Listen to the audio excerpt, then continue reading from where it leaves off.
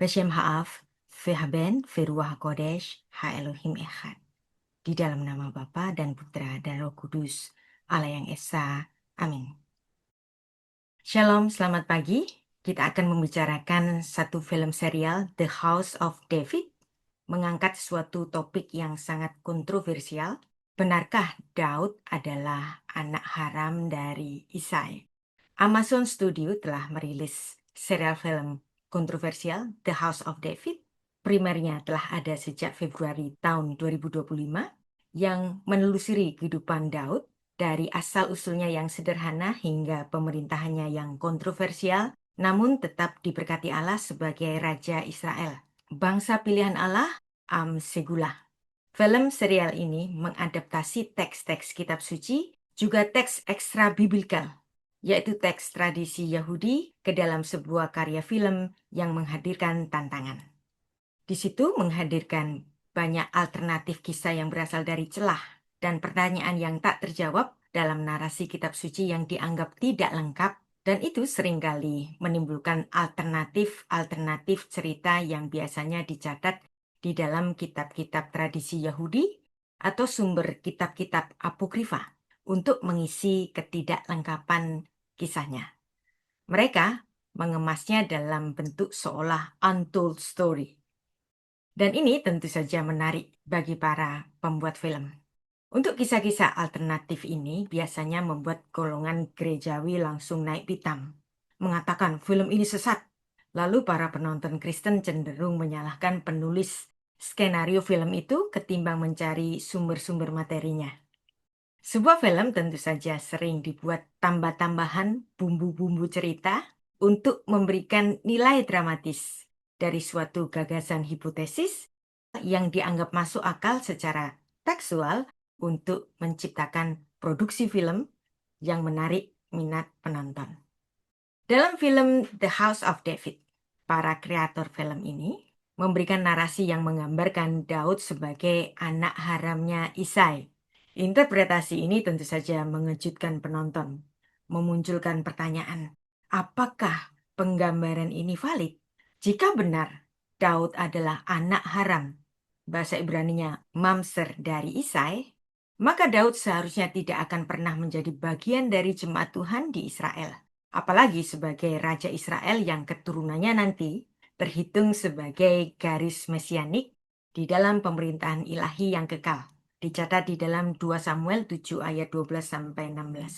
Dan tentu saja ada tatanan hukum Taurat yang ketat yang melarang anak haram, yaitu mamser, menjadi bagian jemaat Tuhan. Itu dicatat di dalam Ulangan 23 ayat 2. Kita baca. Lo yavo mamser, bikehal Adonai, gamdor asiri, lo yavo, lo bikehal Adonai. Seorang anak haram, yaitu mamser, janganlah masuk jemaat Tuhan, bahkan keturunannya yang ke-10 pun tidak boleh masuk jemaat Tuhan. Jelas peraturannya sangat ketat. Demikianlah jika kita membaca Ulangan 23 ayat 2. Terdapat narasi hukum Taurat yang jelas tidak memberikan ruang kepada kita untuk menempatkan Daud sebagai anak haramnya Isai. Namun saya dapat menerima tafsir lainnya dari kalangan tradisi rabbinik yang menyatakan bahwa Daud adalah putra sah Isai, hanya saja ia tidak diingini atau tidak dicintai ayahnya sebagaimana abang-abangnya yang lain. Kalau ini lebih bisa diterima. Ada narasi rabbinik yang menyatakan Daud adalah anak yang tidak diinginkan atau bahkan ditolak oleh ayahnya. Narasi ini memang tidak terdapat pada teks kitab suci Alkitab secara eksplisit.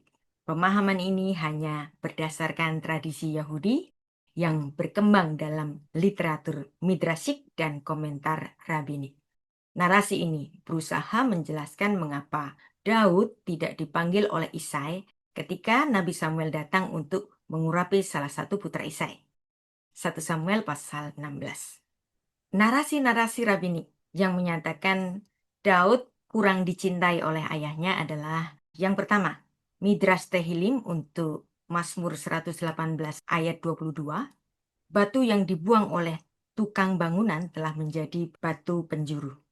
Midrash ini menyamakan Daud sebagai batu yang dibuang dan menyatakan bahwa semua saudara-saudaranya memandangnya rendah dan Isai tidak percaya bahwa Daud bisa menjadi Raja Israel. Yang kedua, narasi dari Yalhut Hamakhiri. Yalhut Hamakhiri adalah kumpulan Midrash atau kompilasi tafsir rabbinik atas kitab suci tanah disusun oleh seorang yang bernama Mahir ben Abamari. Dalam komentar ini, dikatakan bahwa Isai dan saudara-saudara Daud meragukan kelahiran Daud dan menganggap dia bukan anak kandung Isai. Dikatakan pula bahwa Isai mencurigai bahwa ibunda Daud telah berselingkuh, sehingga Daud dibesarkan dalam pengucilan dan kehinaan. Narasi tafsir ini berdasarkan Mazmur 69 ayat 9. Kita baca ayatnya. Musar hayiti le'echai venakhri livnei imi. Aku telah menjadi orang luar bagi saudara-saudaraku, orang asing bagi anak-anak ibuku. Mazmur 69 ayat 8 ini menunjukkan Daud merasa seperti orang luar di keluarganya sendiri. Maka dia berkata, aku telah menjadi orang asing bagi saudara-saudaraku. Musar hayiti le'echal. Dan sebagai orang luar atau orang asing. Venakhri.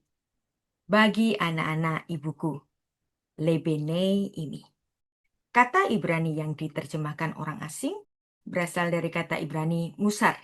Ini terhubung dengan kata Ibrani anak haram, mamser. Dan kemudian ada ungkapan anak-anak ibuku. Bagaimanapun, mungkin ini merujuk kepada saudara-saudara kandung Daud atau saudara tiri melalui ibu Daud, tetapi bukan mereka yang disebutkan dalam Alkitab sebagai putra Isai. Dan juga ada narasi dalam Mazmur 51 ayat 5 yang kemudian ditafsirkan sebagai Daud tidak diingini oleh orang tuanya. Kita baca ayatnya. Ben avon kholalti uvechet yehematni. Sesungguhnya dalam kesalahan aku diperanakkan. Di dalam dosa aku dikandung ibuku. Nama ibu Daud dalam Alkitab tidak disebutkan. Namun dalam tradisi Yahudi, ibunda Daud disebut Nitsevet bat Adael. Dicatat di dalam Bava Batra 91a dan di dalam beberapa midrash. Ibu Daud dipuji sebagai wanita yang saleh yang menderita karena fitnah. Tradisi ini mengingatkan kisah Yusuf dan saudara-saudaranya, di mana anak pilihan Tuhan diperlakukan sebagai yang tidak diinginkan oleh keluarga. Namun Alkitab jelas menuliskan nama ayah Daud yaitu Isai. Ini jelas diidentifikasi dan garis silsilahnya dapat ditelusuri tanpa ambiguitas. Dicatat di dalam kitab Rut 4 ayat 17-22. Yang ketiga adalah sumber kitab Apokrifa Ibrani, yaitu Sefer Hayasar, kitab orang jujur, yang muncul sekitar abad 13 atau abad 16. Ada pandangan bahwa Daud diperlakukan sebagai pelayan atau budak dan dihina oleh saudara-saudaranya karena anggapan bahwa dia adalah anak haram. Ibunya bahkan menyembunyikan identitasnya karena takut penghakiman sosial. Dan Sefer Hayasar yang umum beredar saat ini adalah teks abad ke-16, dicetak pertama kali di Venesia tahun 1625. Dan ini sering dianggap sebagai kitab dalam kategori pseudepigrafa, bukan dokumen kuno asli pada zaman Daud, karena memang rentang zamannya sangat jauh. Mengenai tafsir-tafsir ekstra biblikal, Anda jangan marah-marah dulu sama saya. Di sini saya hanya mau menyampaikan suatu tafsir rabbinik bahwa Daud bukan putra yang diingini ayahnya. Yang sebenarnya tafsir ini kurang saya setujui. Mohon Anda santai mendengarkan penjelasan ini untuk keluasan wawasan saja. Saya tahu ada sebagian pemirsa channel di YouTube saya sering naik pitam dan marah-marah, bahkan mempertanyakan kemurnian kekristenan saya ketika saya mencoba mengajak pendengar saya untuk berpikir secara filosofis. Ketika saya membicarakan Ismail, ada yang marah. Ketika saya ngomongin Hagar, ada yang marah juga. Kenapa orang-orang Kristen sendiri suka marah-marah? Ini karena mereka mendengarkan penjelasan saya dalam paradigma perang-perangan dengan polemikus Muslim. Jadi dianggapnya kalau saya membahas Ismail atau Hagar, dianggap sedang membela teman Muslim. Padahal tidak. Saya hanya mengajak Anda untuk membaca Alkitab jujur lurus apa adanya tanpa distorsi kebencian agama satu dengan agama yang lain. Dan mohon kalau masuk di kelas-kelas saya, buanglah sikap permusuhan seperti itu. Karena saya bukan mereka. Saya bukan polemikus. Saya seorang guru. Makanya kita semua perlu belajar filsafat. Supaya Anda nggak gampang marah-marah, nggak gampang kagetan, dan dapat menghadapi hal-hal kontroversi dengan kepala dingin dan bijak. Orang-orang Kristen jangan hanya makan doktrin gereja saja.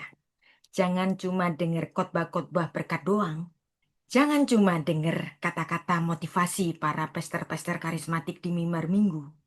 Anda diberkati, keluargamu pulih, suamimu akan manis kepadamu, sikap mantumu akan berubah, tokomu akan rame. Kalau Anda hanya terbatas mendengarkan khotbah-khotbah motivasi berkat yang demikian saja, Anda akan terus diiman kanak-kanak. Anda tidak akan pernah menjadi dewasa dalam berpikir.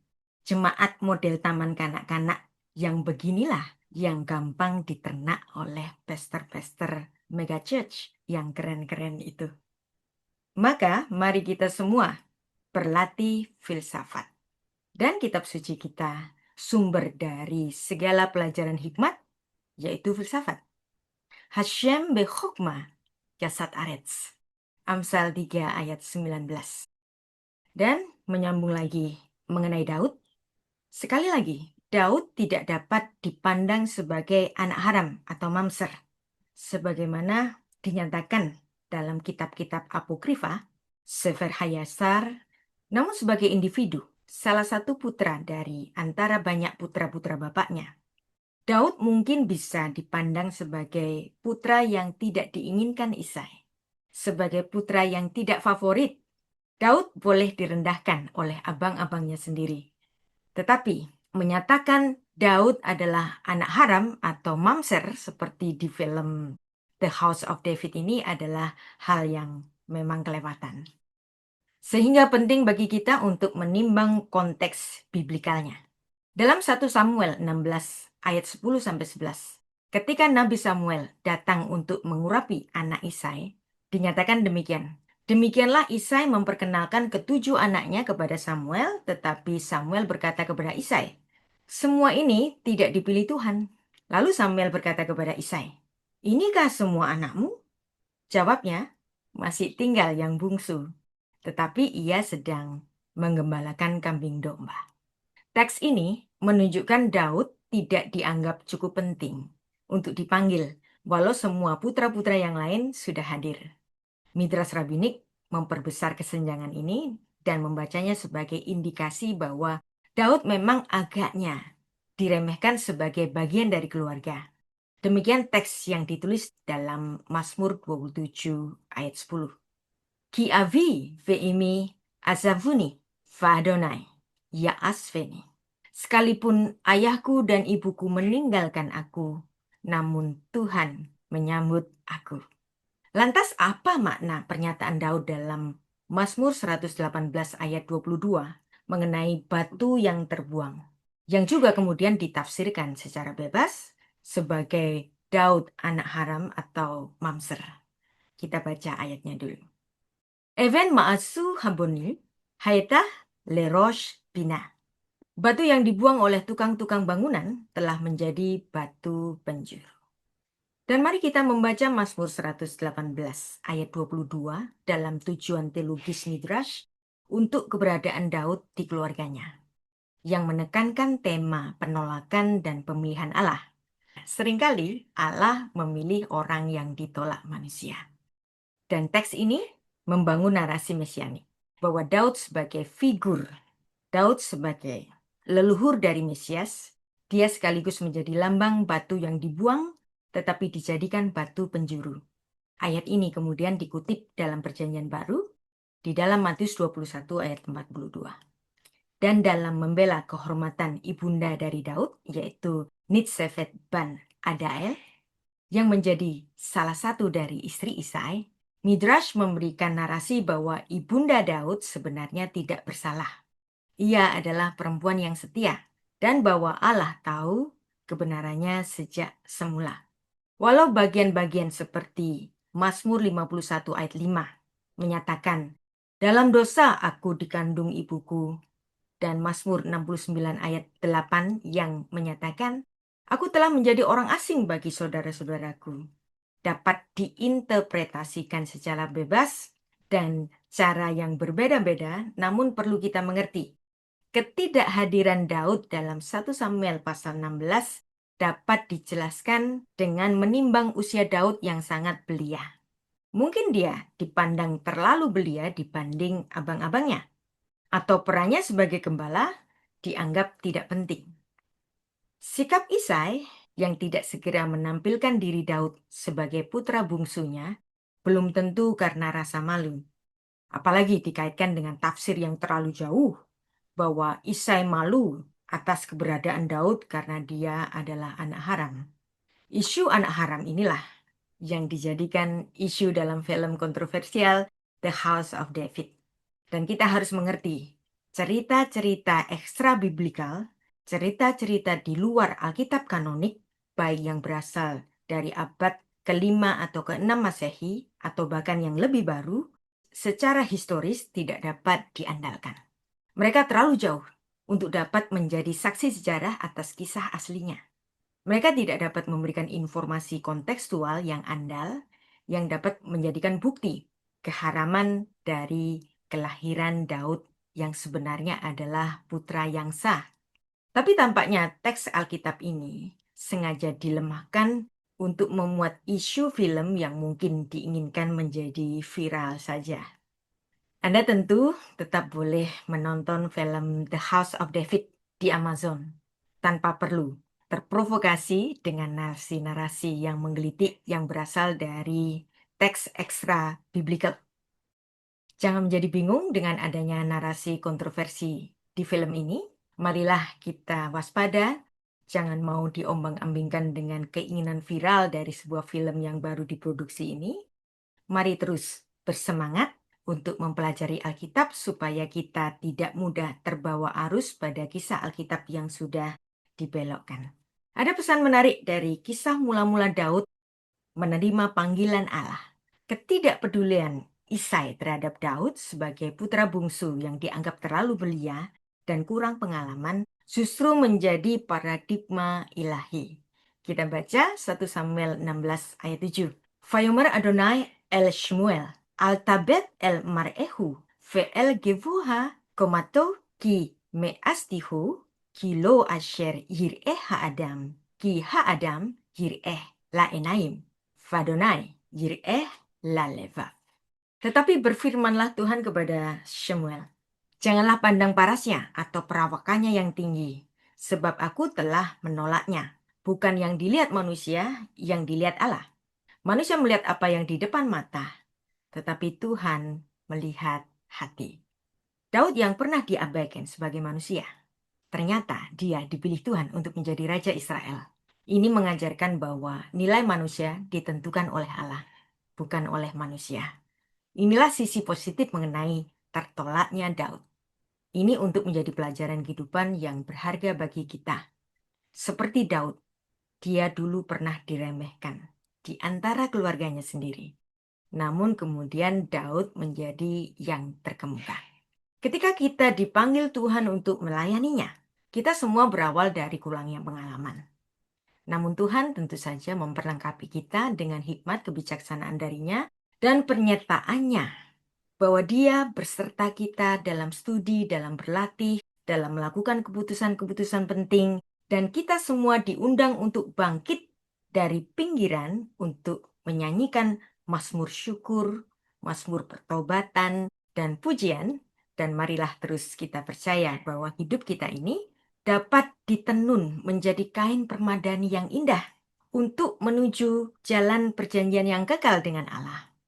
Kiranya kita semua melangkah maju untuk penuh terinspirasi dengan Roh Kudus dan tetap beriman bahwa Allah sendirilah yang memanggil dan mengangkat seorang anak gembala biasa untuk menjadi raja dari bangsa pilihan Allah, Segula.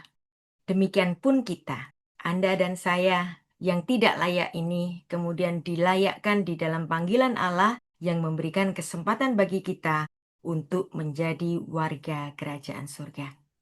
Mari kita tetap setia. Beshem Ha'af, Ve'aben, Ve'ruach HaKodesh, Ha-Elohim Echad.